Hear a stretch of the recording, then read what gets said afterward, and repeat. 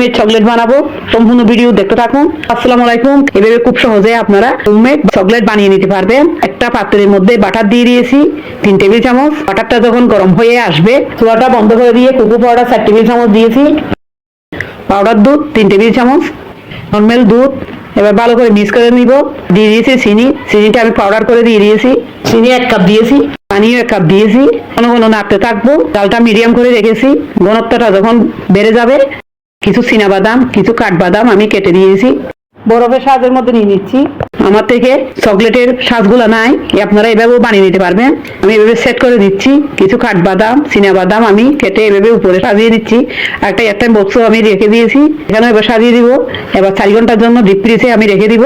Deep ফ্রিজে রেখে দিয়েছি, উঠিয়ে নিব।